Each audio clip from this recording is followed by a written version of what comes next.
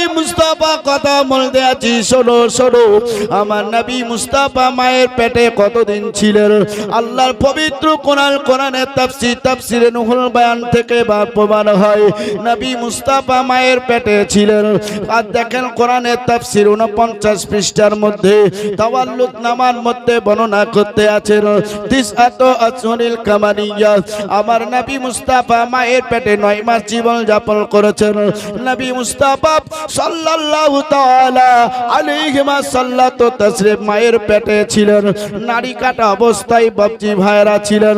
নবী মুস্তাফা বলেন, আমি মায়ের পেট থেকে আল্লাহর ফেরেশতাদেরকে সাজেশন খানা দিতেছিলাম।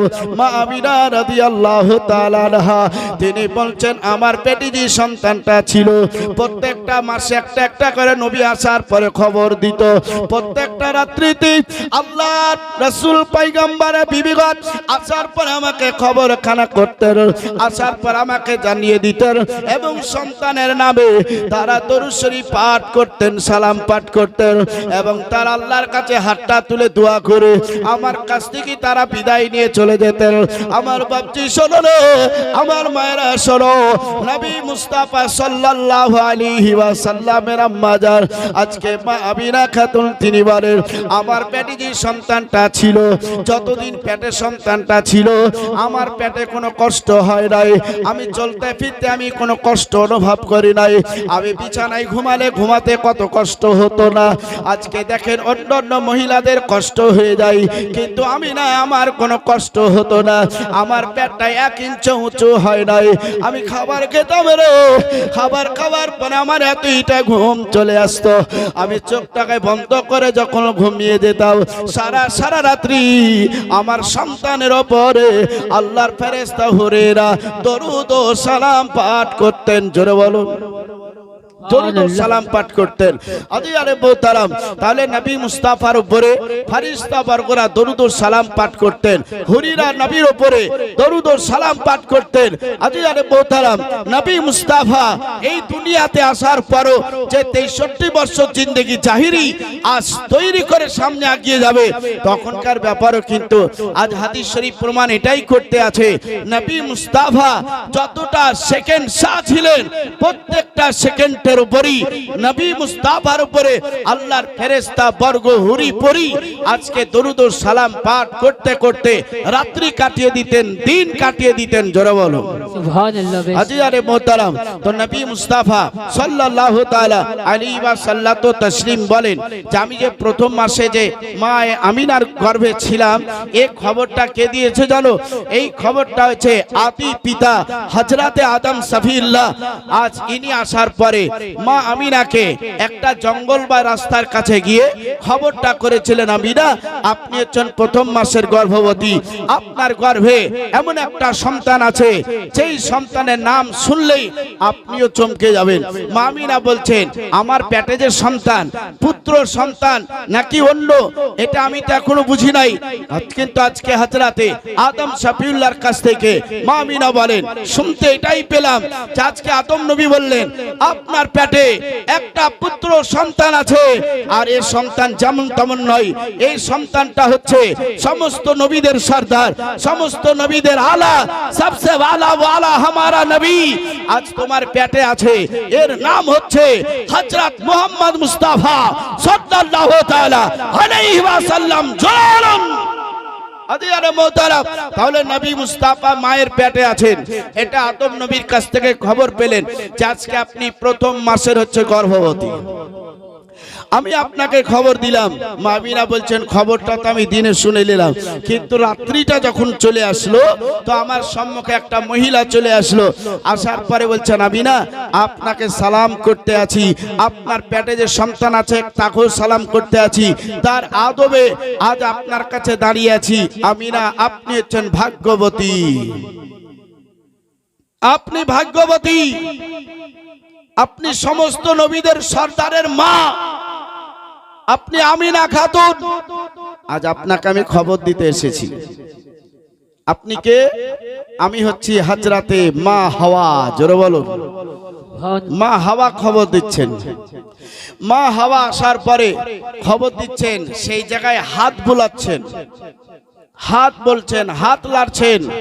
লাড়ার পরে বাবজি ভাইরা অনেকক্ষণ ধরে নবীর উপরে দরুদ পাঠ করে সালাম পাঠ করে মা হাওয়া সেই জায়গায় দোয়া করছেন। মা আমিনা বলছেন আমিও দোয়াতে শামিল হলাম, আমিন আমিন করলাম। দোয়া সমাপ্ত হয়ে গেল।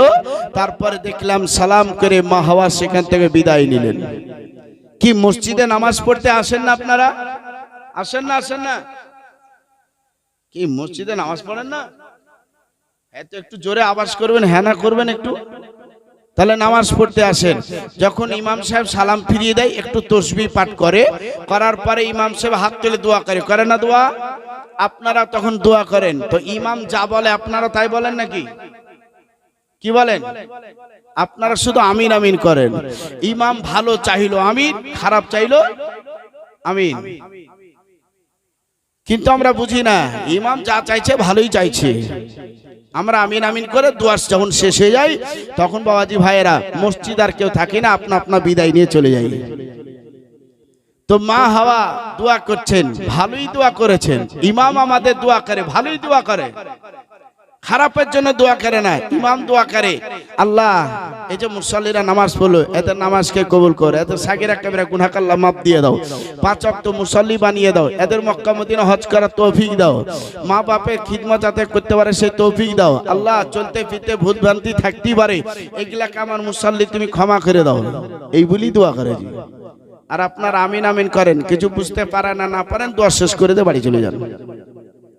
তাহলে ইমাম আপনার ভালোর জন্য দোয়া করে, সেই ইমামের মোহাব্বত ভালোবাসাই আমরা কিন্তু বাবাজেরা অনেকে এরকম আছি, পাগল পাড়া দিবানা হয়ে আছি। তো মা আমিনা রাদিয়াল্লাহু তাআলা আনহা বলতে আছেন যেইভাবে দোয়া করলো তারা কিন্তু চলে গেল। সুবহানাল্লাহ বিহামদি। এই যে খবরটা আছে, এই খবরটা কিন্তু এখন পর্যন্ত আমার সরতাজ অর্থাৎ আমার স্বামী জানে না। স্বামীকে, স্বামী হচ্ছে হযরতে আব্দুল্লাহ রাদিয়াল্লাহু তাআলা। তো ইনি এখনো খবর জানেন নাই। সকালবেলা অত্যন্ত খুশি দেখতে পাওয়া যাচ্ছে। আমিনা তুমি এত খুশি কারণটা কি? আমার বাবজি ভাইরা শোনো, মা আমিনা রাদিয়াল্লাহু তাআলা আনহা বলতে আছেন সরতাজ স্বামীও আমি হচ্ছি প্রথম মাসের গর্ভবতী, আমার গর্ভে একটা পুত্র সন্তান আছে, এই সন্তানটার নাম পর্যন্ত আমাকে জানাই দিয়েছে, সন্তানের নাম পর্যন্ত আপনার সম্মুখে ঘোষণা করলাম। হযরত আব্দুল্লাহ তিনি বলেন নামটা জেনে নিলাম। যখনই জানতে পেরে গেলাম মহব্বতে আমি আমিনার পেটে একটা চুমা খেলাম, আবার একটু পরে আর একটা চুমা খেয়ে নিলাম। আব্দুল্লাহকে জিজ্ঞাসা করা হলো আপনি চুমা খেলেন কারণটা কি? বলতে আছেন আমিনা আজকে মহব্বতে আমি তোমায় চুমা খেয়েছি এবং পেটে যে সন্তানটা আছে এই সন্তানটা আসার আগে যদি আমার ইন্তেকাল হয়ে যায়, আমার যদি মওত হয়ে যায়, সন্তানটা যদি দেখতে না পাই, সেই দিন যদি সন্তানটা বলে তাহলে তার কেমনে জবাবটা দেওয়া হবে? তার জন্য আমি নবী মুস্তাফাকে অর্থাৎ আমার সন্তানকে আমি তোমার পেট থেকে চুমা খেয়ে নিলাম, চুমা খেয়ে নিয়েছি। তো যখনই মওতের কথা বলা হয়েছিল তো সঙ্গে সঙ্গে আমিনা আপন স্বামীর মুখে হাত দিয়েছিলেন যে আপনি কথা বলেন, আল্লাহ যদি কবুল করে নেয় আমি আমিনা কেমনে থাকবো? বলছে আমিনা আল্লাহ তো পবিত্র কোরআন যেটা প্রমাণ করছে কুল্লু নাফসিন যায়কাতুল মউত, জান আছে তো মওতের স্বাদ চাখতে হবে, এই দুনিয়া ছেড়ে চলে যেতে হবে। এই কোরআন তো আমার নবীর উপরে এসেছিল। কোন মাসে এসেছিল? কোন মাসে এসেছিল? কোরআন কোন মাসে এসেছিল জানা নাই? কোরআন কোন মাসে নাজিল হয়েছিল আগে আপনাদের জানা নাই? এত বলেন না কোন মাসে হয়েছিল নাজিল? রমজান মাসে। এইভাবে বলবেন তাহলে তো ভালো লাগবে জি। তাহলে কোরআন নাজিল হয়েছিল রমজান মাসে। রমজান মাসে 1 মাস ধরে কি নাজিল হয়েছিল? না, সবে কদরের রাত্রিতে নাজিল হয়েছিল। বাজি ভাইরা যেটা ইস্তেমাল করে পাওয়া যায় যে 27 তারিখে আল্লাহর পবিত্র কোরআন নাজিল হয়েছে, তাই বাজি ভাইরা 1000 মাসের চাইতে উত্তম হচ্ছে এই পবিত্র রমজান মাস। তো রমজান মাস যদি এতটা নেকি বলা হয় তো রমজান মাসে তো কোরআন নাজিল হয়েছে, কিন্তু বাজি কোরআনেরও কোরআন যে নবী মুস্তাফা কোরআনওয়ালা ইনি এসেছেন কবে? রবিউল আউয়াল মাসে। তাই বলা হচ্ছে যে রমজান মাস অপেক্ষা নবী মুস্তাফা যেই মাসে ওলাদাত হয়েছে, জন্ম হয়েছে, সেই মাসটাই সবচাইতে উত্তম মাস, নেকি মাস।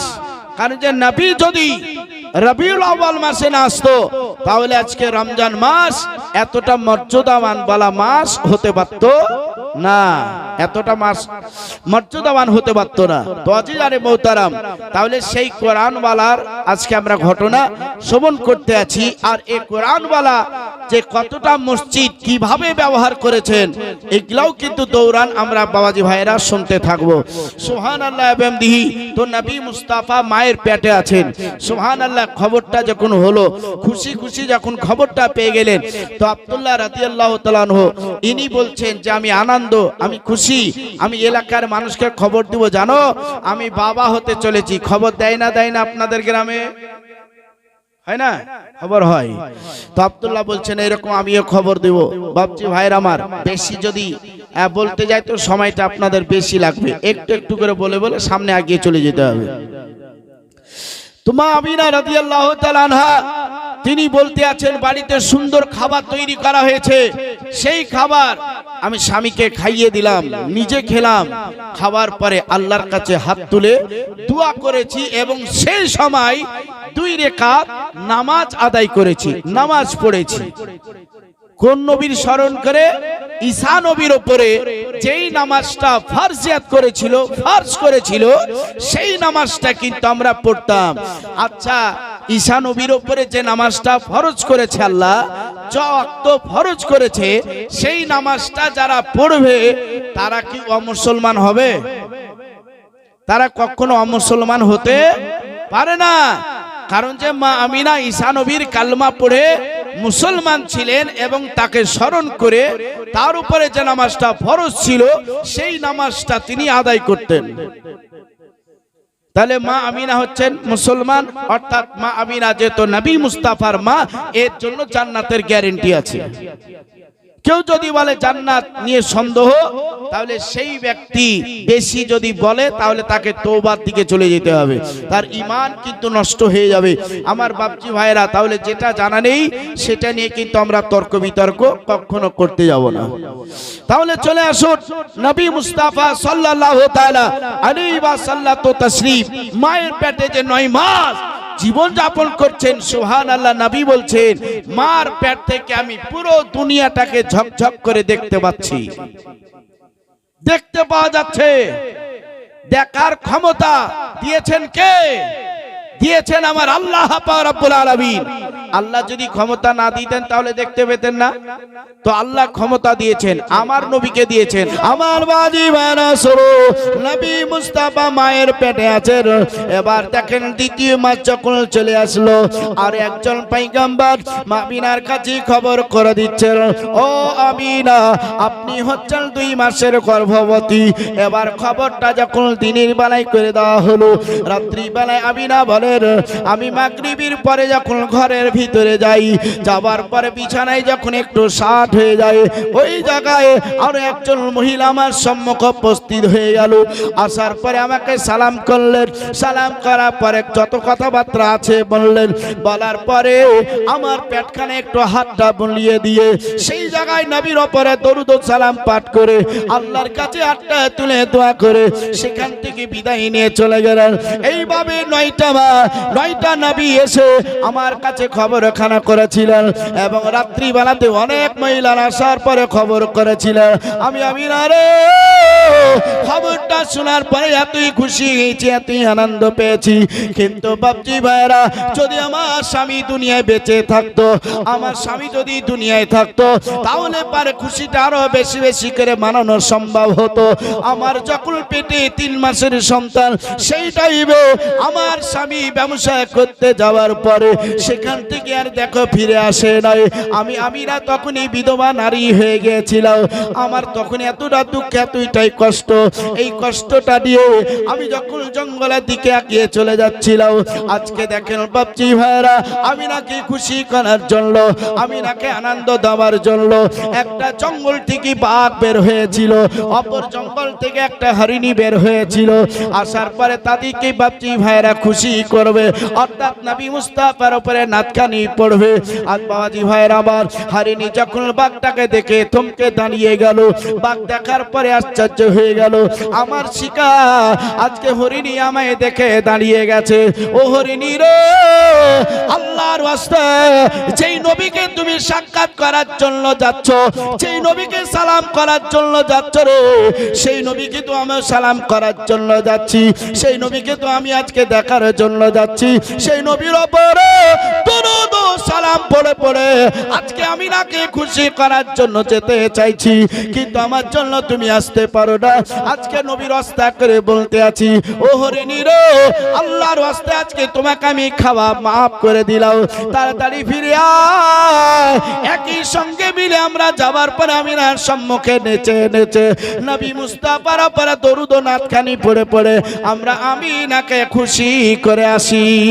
এবার দেখেন দুই দিক থেকে দৌড়ে এসে তারা আজকে মহব্বতটা করার পরে একই সঙ্গে আমিনার কাছে যাবার পরে বাপজি ভাইরা নবী মুস্তাফার নাতখানি পড়তে আরম্ভ করলো।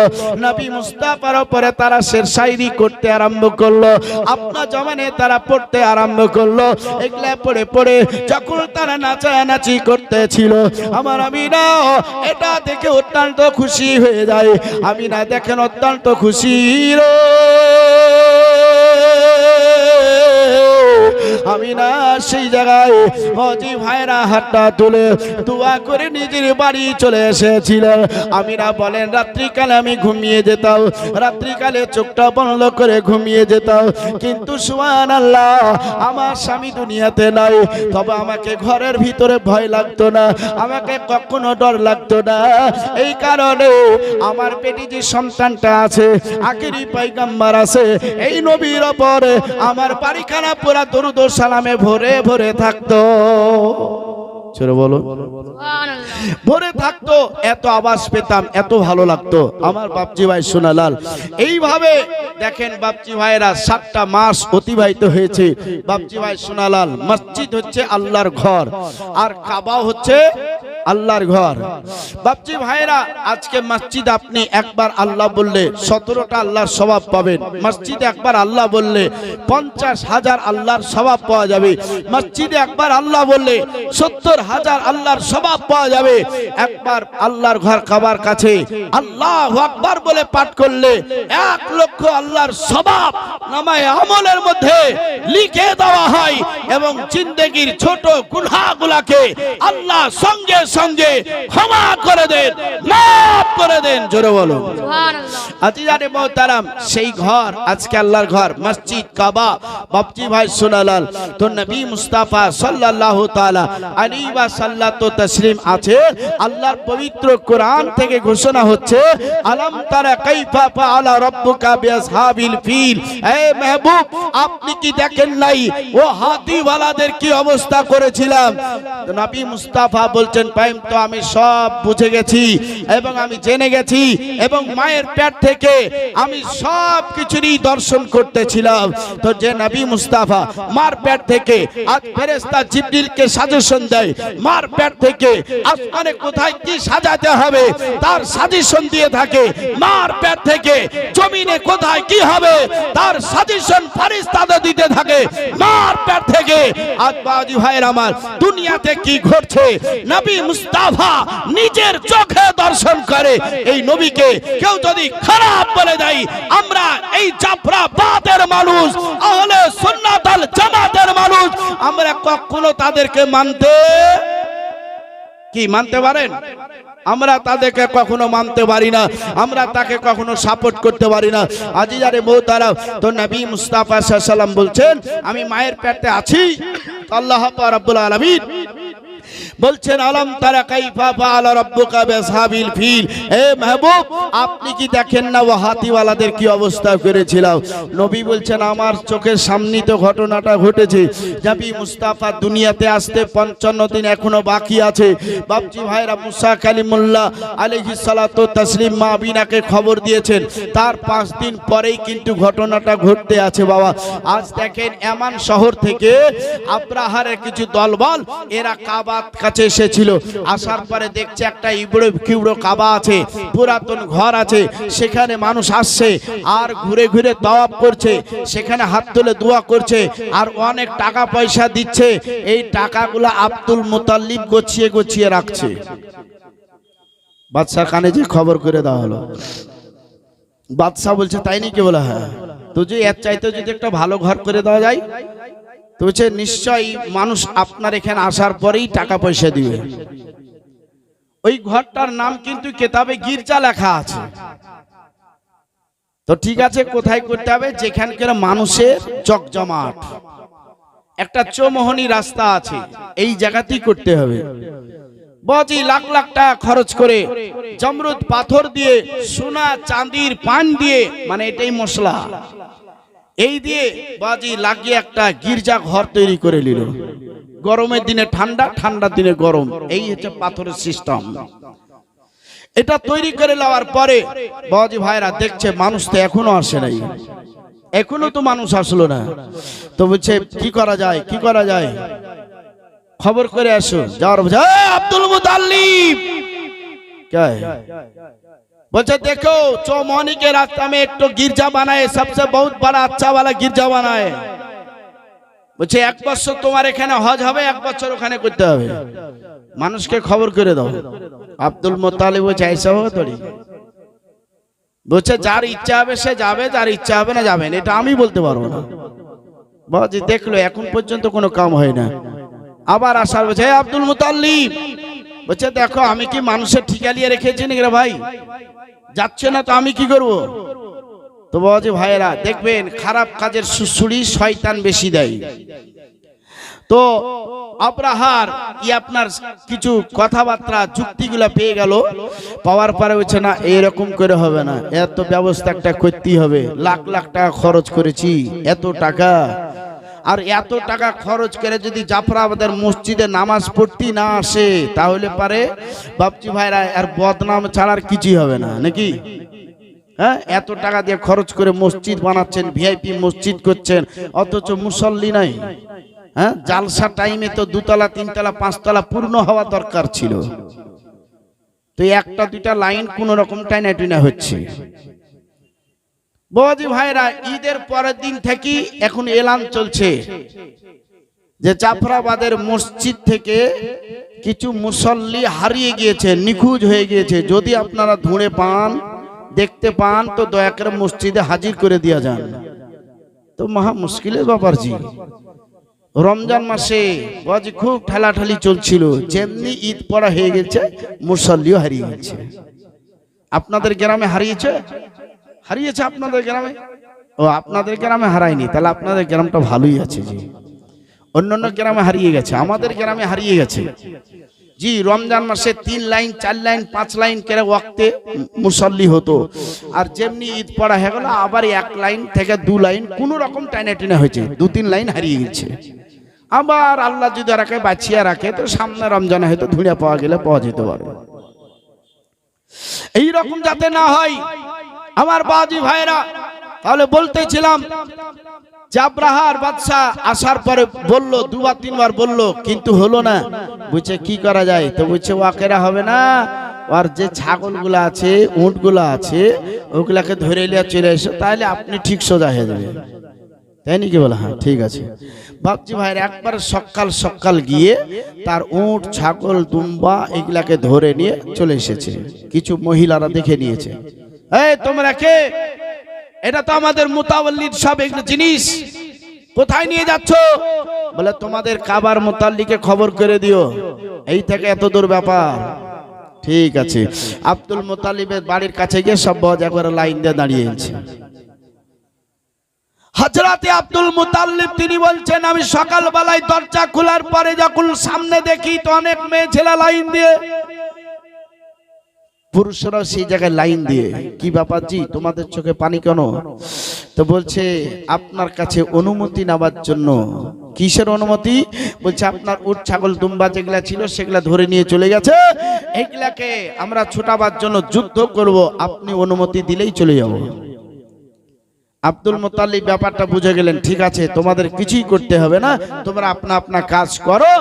আপনার আসার পরে কাবার কাছে গিয়ে বাবাজি ভাইরা 2 রাকাত নামাজটা পড়ে আল্লাহর কাছে হাতটা তুলে দোয়া করে, এবার বাপজি ভাইরা আবার মাথায় পাগড়ি খানা লাগিয়ে নিয়ে হাতে একখানা আসা লাঠি নিয়ে সোজা দেখেন চলতে আরম্ভ করলো। আমার ভাইরা শোনো, আমার বাপজি ভাইরা শোনো, হযরতে আব্দুল মুতাল্লিব তিনি বলতে আছে লাঠি কানা নিয়ে আল্লাহর জিকির করতে করতে আমি সম্মুখ দিকে আগিয়ে আরম্ভ করলাম। এবার দেখেন বাপজিরা কিছু মানুষ দেখার পরে দৌড়ে গিয়ে বাচ্চার কাছে কবর করতে আছে, বলে সঙ্গে কেউ নাই, একাই শুধু আব্দুল মুতাল্লিব আসতে আছে। এবার কি করব আপনি বলো? বলতে আছে একাই যখন আসছে রে, তখন আব্দুল মুতাল্লিবকে স্বাগতম জানাইতে জানাইতে আমার রাত সবাই নিয়ে চলে আসো। এবার যখন রাত সবাই নিয়ে চলে আসলো, এইরকম বাবা সিংহাসন ছিল, সিংহাসন ছেড়ে দেওয়া হলো। আপনি কাবার মুতাল্লি আপনি সিংহাসনে বসো। আব্দুল মুতাল্লিব বলছেন আমি বসার জন্য আসি নাই, আমি শুধুই মাত্র তোমার কাছে এসেছি। আমার উট ছাগল দুম্বা ধরেছে, এর কারণটা কি, কিসের জন্য তুমি নিয়ে এসেছো বলো? বলতে আছে কাবার ফয়সালা করব তাই।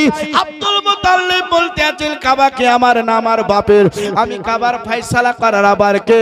আল্লাহর ঘর কাবা আছে রে, সেই জায়গায় যাবার পরে ইবাদত করতে আছি। জাফরাবাদে যদি মসজিদ না থাকে তাহলে কোনো মানুষ নামাজ পড়তে আসবে না, সেই জায়গাতে আজান পর্যন্ত হবে না।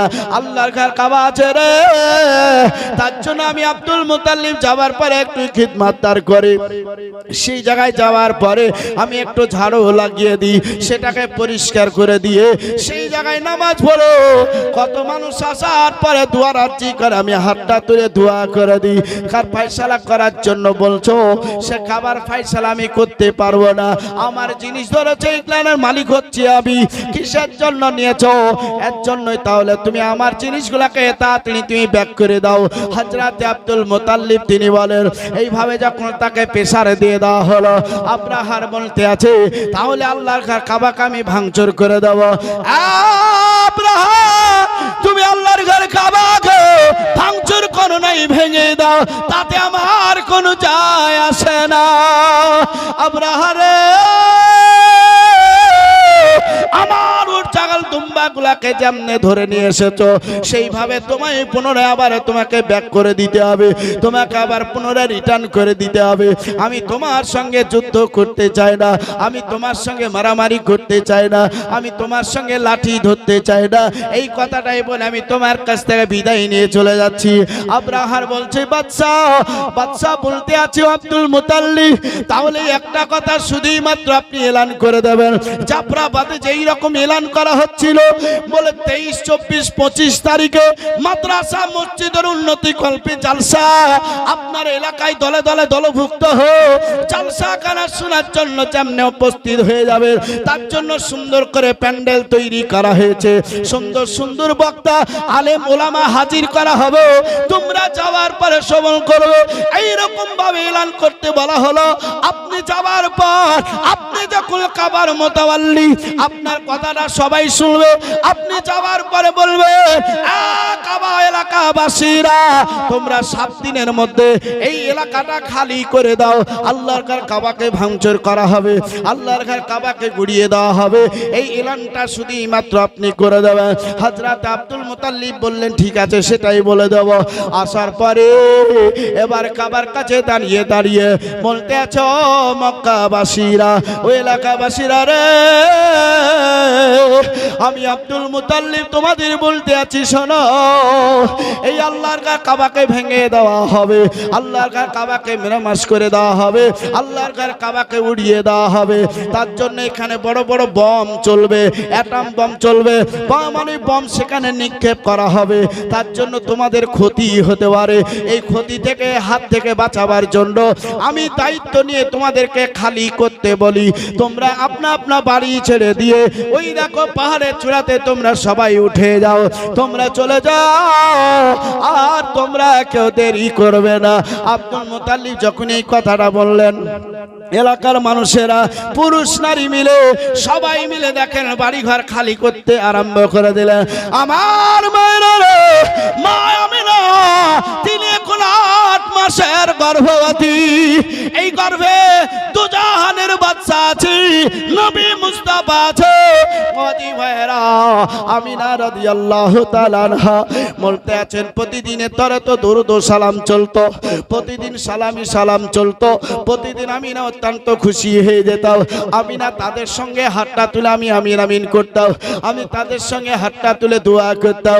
আমি দোয়া শেষ করে রে আমি আমার পেটে হাতটা বুলিয়ে বুলিয়ে আমি নিজে একবার চুমা খেয়ে দিতাম। হে আমিনা, কি কানে খবর শুনতে পাই নাকি আপনি আপনার বাড়ি ছেড়ে দিয়ে এলাকা ছেড়ে দিয়ে পাহাড়ের চূড়ায় চলে যেতে হবে? এই খবরখানা যখন শুনছি রে আমি আমিনা বাড়ি ছেড়ে তাহলে চলে যাই, আমার ক্ষতি হবে হয়ে যায়, আমার সন্তানে যাতে কোনো ক্ষতি না হয়, এটা আমিনা নিজের জ্ঞানে ভাবতেছিলেন। বলে আপনার বাড়ি থেকেই যখন বের হয়ে যাচ্ছে বাবা, হযরতে আব্দুল মুতাল্লিব চলে আসলেন। বলছেন ও বেটি আমিনা, কোথায় তুমি যাচ্ছ বলো বলো? বলছে আব্বা গো, আপনি কবর করেছে।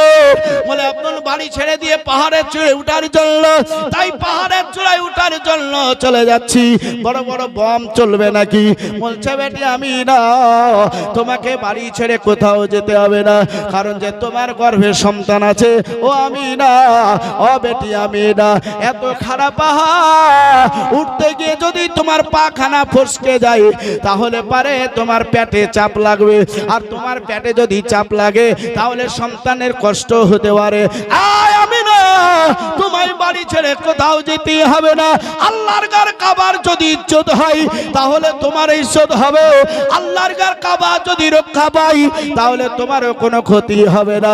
ও বেটি, আমি তোমায় বলতে আছি তুমি নিজের ঘরের ভিতরে থেকে যাও, আমরা সবাই মিলে সেই পাহাড়ের চূড়ায় চলে গেলাম। আমিনা বলতে আছেন আমার আব্বার শ্বশুর মশাই যখন এইভাবে বলল, আমি নিজের বাড়িতে থেকে গেলাম। আমার আল্লাহ রে বলতে আছে জিবরিল, তাড়াতাড়ি করে আমার দোস্ত হাবিবুল্লাহর মায়ের কাছে তোমায় পৌঁছে যেতে হবে। ও জিবরিল, তোমায় একাই যেতে হবে না, আমি আল্লাহ যেইভাবে সাজেশন দিচ্ছি, আমি আল্লাহ যেইভাবে বলতে আছি সেইভাবে তুমি ফেরেশতা দল নিয়ে তুমি আমিনার বাড়িতে উপস্থিত হয়ে যাও। হযরতে জিবরিল আমিন বলেন আমার সঙ্গে মিকাইলকে সঙ্গে নিয়ে নিলাম, আমার সঙ্গে ইসরাফিলকে নিয়ে নিলাম, তাদের সঙ্গে 70,000 করে ফেরেশতা বর্গদেরকে নিয়ে একবারে আমিনার বাড়ি গিয়ে চতুর্ধারে গোল করে ঘিরাও করে দিয়ে নবী মুস্তাফার উপরে তারা দরুদ ও সালাম পড়তে আরম্ভ করলেন। তারা দাঁড়িয়ে দাঁড়িয়ে নবী মুস্তাফাকে সালাম করতে লাগলেন। এবার বাপজি ভাইয়ের আবার মা আমিনা তিনি বলেন আর সেই গুনগুন আওয়াজগুলো আমি আমার কানে শুনতে পাচ্ছিলাম। আমি আমিনা মাঝে মাঝে আমিন আমিন পড়তেছিলাম। এবার দেখেন বাজে হযরত ইসরাইল কি আল্লাহর কাবার চত্বরের সাইডে বলা হচ্ছে তুমি সেই জায়গাতেই থাকবে। আমার বাপজি ভাইরা থাকার কারণটা কি? এবার আল্লাহর কাবাকে ভাঙবে বলে দুইজন ব্যক্তি আসার পর এলাকা দেখলো ফাঁকা হয়ে গেছে। পাহাড়ের চূড়ায় যারা আছে রে তাদেরকে ছোট্ট ছোট্ট পিপিলিকার মতন দেখতে বলা হয়। তাদেরকে ছোট্ট ছোট্ট সেই পাহাড় থেকে নিচে নামতে না নামতে একটা ছোট্ট ঘর কাবাকে আমরা শেষ করে দেব। এই কাবাকে ভাঙার আগে তারা নিচে আসার পরে থামতে পারবে না। বলছে একবারে মক্কা ফাঁকা হয়ে গেছে, তাহলে চলো এবার হাতির দল নিয়ে বাপজি ভাইরা তারা আসবে। ওই হাতির দলের মধ্যে একটা হাতি সত্তা অফিসার হিসাবে ছিল। এ আপনার সাদা রঙের হাতি ছিল, যার নাম হচ্ছে মাহমুদ হাতি। বাপজি ভাইরা তাকে এত বাজি আঘাত করা হলো, এত বাপজি ভাইরা চাবক মারা হলো, হাতি জমিন থেকে কখনো পাখানা উঠাইলেন না। হাতি এটাই বলতে আছি, যদি আজকে মার খেতে খেতে আমার জীবনটা চলে যায় তবে রাজি, আল্লাহর ঘর ভাঙবার জন্য আমি কখনো জমিন থেকে পা তুলব না। আল্লাহ গো তুমি আমাকে সবর দাও, সবর দাও। আল্লাহর পবিত্র কোরআন বলছেন ইন্নাল্লাহা মা'আস সাবিরিন, সবরকারীর সঙ্গে আল্লাহ পাক রব্বুল আলামিন হচ্ছেন বেরাসবার। তাই দেখেন বাপজি ভাইরা হাতি সেখানে মারা গেল। আব্রাহার বলতে আছে, বলে এইভাবে হবে না, বাকি হাতির দলগুলা নিয়ে তাড়াতাড়ি মক্কাতে তোমরা পৌঁছে যাও। এবার বাপজি ভাইরা তারা চলে আসবে। আল্লাহ বলছেন জিবরিল রে, এবার আমার জান্নাতি ফোর্সগুলা তুমি নামিয়ে দাও।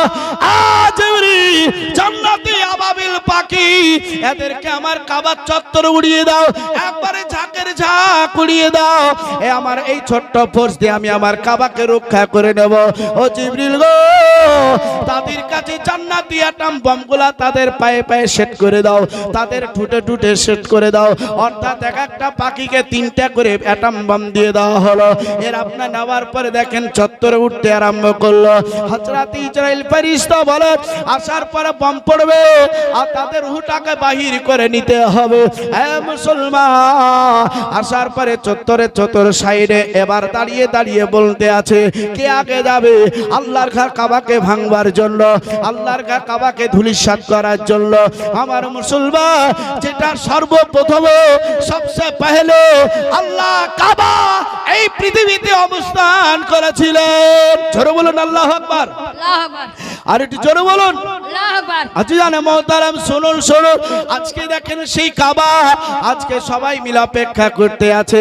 এর আপনার পাহাড়ে চূড়ায় আছে, কেউ আপনার সিজদায় রত, কেউ আপনার নামাজে রত, কেউ আপনার তাইমাম করে নিয়ে বাপজি ভাইরা মুসাল্লা বিছাই দিয়ে আল্লাহর কাছে আটটা তুলা দোয়া করছে, আল্লাহ যে কাবাকে দেখে ব্যবসা করতে যেতাম, আমাদের ব্যবসায় কোনোদিন লস হতো না। আল্লাহ গো, যে কাবাকে একবার তাওয়াফ করে নিয়ে নিজের মনের আশা পূর্ণ করার জন্য যেতাম, রাস্তায় আপাত বিপদ থেকে রক্ষা পেয়ে যেতাম, যে কাবাকে দেখলে আমাদের চোখের জ্যোতি কোনোদিন নষ্ট হতো না, যে কাবার মোহাব্বত করলে আমাদের কোনোদিন রুজি রোজগারে কমই হতো না। আল্লাহর কাবার কাছে যাওয়ার পরে আমাদের ইনকাম থেকে কিছু দান করে দিলে আমাদের পকেট থেকে কোনোদিন টাকা কমতো না। আল্লাহ গো, আজকে তোমার ঘর কাবাকে ভাঙবার জন্য এমন শহর থেকে আজকে হাজার হাজার লোক চলে এসেছে। আল্লাহ তোমার কাবা তুমি রক্ষা করে দাও। আজকে মানুষেরা এইভাবে পাহাড়ে দোয়া করতেছিল, কিন্তু আল্লাহর ঘর আল্লাহ তো নিজেই রক্ষা করবেন বাবা। আজকে ছোট্ট ছোট্ট পাখি দিয়ে রক্ষা করা হবে। বাপজি ভাইয়ের একটা হাতিকে যখন পাঠিয়ে দেওয়া হলো, ওই হাতিটা যখন কাবার চত্বরে আসলে কাবার কাছে এখনো পৌঁছাতে পারেন নাই। বাপজি ভাইয়েরা একটা উপর থেকে একটা বম ছেড়ে দেওয়া হলো। ওই বমটা দেখেন বিজলি নাই এসে তাদেরকে পুড়িয়ে সঙ্গে সঙ্গে ছাই করে দিলে, একবারে সঙ্গে সঙ্গে তাদের মৃত্যু হয়ে গেল। বলতে আছে তাহলে তারা উপর ধারে আছে, হয়তো উপর ধারে তারা তীরবর্গ অনেক কিছু চালিয়েছে, দেখতে পেলে না তাদেরকে শেষ করা হবে। কিন্তু বাপজি ভাইয়ের আবার কাউকে দেখতে পাওয়া যায় না। বলতে আছে উপর ধারে কেউ তীর চালাও, উপর ধারে কেউ অল্লম চালাও, আর চতুর্দিক থেকে হাতির দলগুলা নিয়ে আল্লাহর কাবাকে তোমরা ধূলিসাৎ করার জন্য চলে যাও। এবার চারদিক থেকে 4টা হাতি যখন গেল, বাপজি ভাইরা কাবার চত্বরে কাবার কাছে এখনো পৌঁছাতে পারে নাই। বাপজি ভাইরা তারা একবারে সেখানে শেষ হয়ে গেল। বলছে 10টা করে হাতি চলে যাও। আসার পরে তারাও দেখেন মজি শেষ হয়ে গেল। বলছে একই সঙ্গে তোমরা চলে যাও। কেউ মরতে না মরতে কেউ যাবার পরে সেখানে বাজি ভাইরা আল্লাহর কাবাকে ভেঙে দেবে, কিন্তু কোন ব্যক্তি আল্লাহর কাবাকে স্পর্শ করতে পারে নাই, আল্লাহর কাবার কাছে কেউ পৌঁছাতে পারে নাই। সবাই যখন সেখানে শেষ হয়ে গেল, আব্রাহার বলতে আছে আমি সেখান থেকে পালিয়ে যাচ্ছিলাম। আব্রাহার বলছে আল্লাহ বলে আমি শুধুই মাত্র দেখতে এসেছিলাম তোমার ঘর কাবাকে ভাঙতে পারে কিনা, কিন্তু কাবা ভাঙতে পারে নাই। তোমার শক্তি সবচাইতে বড় শক্তি, আমি কাবা ভাঙবার নিয়াত করি নাই, আমি এখান থেকে এবার পালিয়ে যাচ্ছি। আল্লাহ বলে যে আমার কাবাকে ভাঙবার নিয়াত করে আমি তার বংশ পর্যন্ত এই জমিনে পৃথিবী পৃথিবীতে রাখবো না। তাই আব্রাহারকে সেখানেও শেষ করে দেওয়া হলো। আল্লাহর ঘর কাবা আল্লাহ নিজেই আবাবিল পাখি দিয়ে রক্ষা করে নিলে। আমার বাজিরা, তাহলে আল্লাহর ঘর কাবা আল্লাহ নিজেই ছোট্ট ছোট্ট আবাবিল পাখি দিয়ে আজ রক্ষা করে নিলেন।